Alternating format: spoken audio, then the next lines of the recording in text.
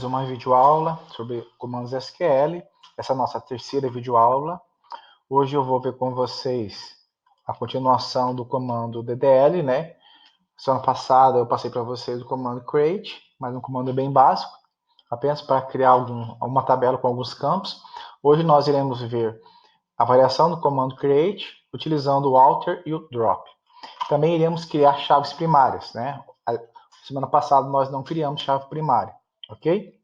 Então vamos lá então, entrar aqui no pgadmin, né? Muito bem.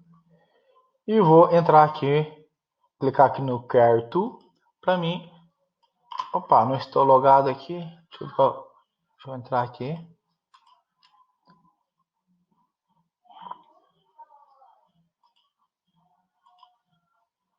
Deixa eu ver aqui, preferências, dashboard, não, deixa eu ver se eu consigo entrar aqui no Query To. Deu um pauzinho aqui, deixa eu ver se eu estou logado, estou conectado normalmente. Vamos ver aqui, tá. Provavelmente eu não estou conectado. Vou fechar aqui, tá, pessoal? Vamos ver. Agora sim, vamos ver. Vai atualizar aqui. Vou clicar aqui no teste. Aí, agora sim. Bom, eu vou agora deletar a outra tabela, né? A tabela que eu criei semana passada, bom, na verdade está deletada. Uma coisa que eu quero explicar para vocês é o seguinte. Aqui eu exibi o Query Editor, tá? Se vocês olharem aqui em cima do cabeçalho, qual banco de dados que ele está dizendo que está posicionado? Ele está posicionado no banco de dados teste. Mas nós não iremos trabalhar com o banco de dados teste, iremos trabalhar com o banco de dados aula SQL. O que pode acontecer?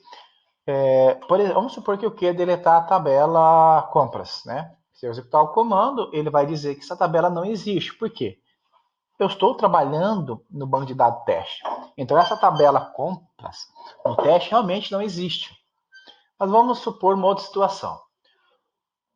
Vamos supor que o teste existe tanto em aula SQL como, perdão, que a tabela compras existe tanto em SQL como em teste. Ou seja, a tabela compras existe nesses dois bancos de dados. Mas eu quero deletar a tabela que está em aula SQL. O que acontece se eu executar aqui o comando drop table?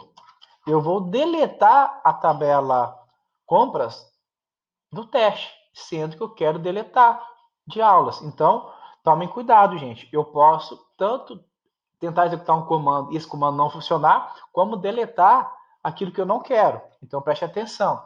Então, se eu quero trabalhar com um banco de dados aula SQL, eu clico aqui no banco de dados aula SQL e clico aqui no Query To. Ó, tá posicionado? Tá. Tá conectado aqui, beleza. Então, eu vou trabalhar aqui. Então, vamos lá, o comandinho create. Create table compras. Agora, eu vou trabalhar com chave primária. Qual campo que eu vou definir como chave primária? Eu vou criar um campo chamado ID. Isso aqui é o nome do campo. Eu poderia utilizar código compras, ID compras ID? Poderia. Mas por que eu estou utilizando essa nomenclatura? Porque existem alguns frameworks que exigem que você se adeque a ele, certo? Ele exige que você defina os campos de acordo com a estrutura que ele pede. Como eu já trabalhei com alguns frameworks, a maioria, o campo-chave primária, ele trata como ID. Então eu já estou, vamos supor que eu vou desenvolver um sistema aí com Cake PHP, por exemplo, né? Eu não sei como está a versão nova, mas na versão 3.5, quando eu trabalhei, ele exigia que o campo-chave primária fosse ID. Então eu vou trabalhar como ID, tá? Então eu vou definir como ID. Ele vai ser um serial. O que é um serial no PostgreSQL? O serial quer dizer que a chave primária ela vai ser auto-incremental, ou seja, eu não vou precisar inserir algum valor nesse campo, certo? Eu poderia criar uma chave primária, por exemplo, que eu pudesse inserir algum valor? Poderia. Só que eu teria que colocar Deixa eu colocar aqui o comando na íntegra, né? Primary key. Eu teria que especificar o tipo e também dizer que ela não pode ser nula, porque chave primária não pode ser nulo, tá? Então eu teria que especificar isso aqui. Então, como ela vai ser auto-incremental, ela nunca vai ser nula. E quando eu declaro como serial no PostgreSQL, ele já vai assumir automaticamente inteiro, tá? E não se preocupem, tá, gente? Eu praticamente, a grandeza do número que eu irei armazenar aqui é na casa de mais de 2 bilhões, tá? Então, fiquem tranquilos, tá? 2 elevado a 31. Então, vamos lá. ID serial, primary key. Então, ID é o nome do campo. Serial quer dizer que vai ser auto-incremental. E primary key, chave primária. Vou definir o campo valor do tipo valor decimal, que é o tipo 18 de 2. Já expliquei isso para vocês. Data, do tipo date, também já expliquei. E vou colocar aqui, observação ou observações, né? Do tipo varchar, vou colocar aqui, varchar de 200. Depois eu vou alterar com o comando Alt, mas por enquanto varchar de 200. E o campo recebida, né? Recebida ou recebidas? Deixa eu verificar aqui, eu não estou lembrando aqui. Campo não é aqui. Não está aqui, mas eu acho que é recebidas mesmo. Vamos colocar recebida do tipo boolean, né? Verdadeiro ou falso. Booleano. Beleza. Vou executar o comando, se tudo der certo. Opa, retornou. Não deu nenhum erro. Beleza, se eu verificar...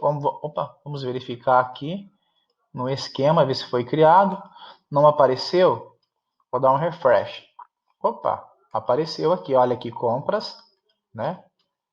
Isso aqui é interessante. Tá vendo que esse sequência ID lembra desse serial aqui?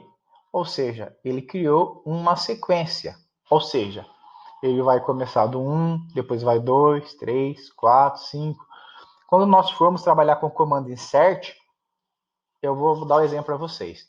Então, se eu quero que uma chave primária seja auto-incremental, ou seja, conforme eu for inserindo os valores, automaticamente vai incrementando, eu preciso, no PostgreSQL, eu preciso declarar como serial, tá?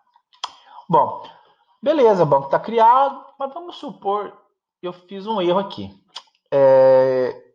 Esse campo observações aqui, ele não é tamanho 200, é tamanho 255. Então eu posso alterar. Eu vou comentar aqui e vou dar o comando alter table com a tabela compras. Alter column, beleza? Qual coluna eu vou alterar? Observações. Opa, deixa eu colocar aqui. Observações. Type. No PostgreSQL, eu preciso colocar esse comandinho type. Já no SQL Server, eu não preciso colocar, tá? Então, type varchar de 255. Então, estou alterando a tabela compras, alterando a tabela observação para o tipo varchar de 255, ou seja, estou aumentando em mais 55 caracteres. Vamos executar, ver se tudo vai funcionar bonitinho. Opa! Olha aqui, retornou. Sucesso. Alterei bonitinho. Outra coisa, vamos supor que eu não queira... vamos supor que eu incluí um campo por acaso. Esse campo não precisa estar na tabela. O que eu faço? Alter table compras drop column. Qual coluna? Vamos deletar observações. Drop column observações. Olha só, se eu for dar um refresh aqui na tabela, vamos olhar aqui em columns, olha só, observações, ela foi deletada. Tomem cuidado para executar esse comando, tá? Verifiquem se não tem dados na coluna, tá? Se tiver dados, você vai ter que fazer um backup, tá? ou você cria um campo temporário, passa os valores para ele, deleta o campo, aí cria o campo, entendeu? E cria o campo, e aí depois você passa novamente os valores, tá? Tem que ter aí vai funcionar. Então tomem cuidado com isso, tá? Eu fiz essa operação de deletar porque eu tenho certeza que eu não vou utilizar e porque está vazio, beleza? Então vamos lá. Vamos então adicionar o campo novamente. Alter Table, compras, Add Column, observações,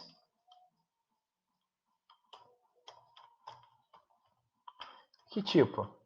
Varchar, opa, vamos colocar que está errado, né? Varchar de 255. Vou executar aqui. Olha só, retornou sucesso. Se eu vou dar um refresh aqui, olha só, inseriu o campo que eu queria. Então, nós vimos hoje o que? A criação de chaves primárias e também o que? Alguns comandos, né? Algumas variações do comando create, alter e drop, tá? Qualquer dúvida, estou à disposição para responder as dúvidas no chat. Eu vou marcar um horário também aí no Zoom para que a gente possa ter uma conversa online. Beleza? Então até mais, gente.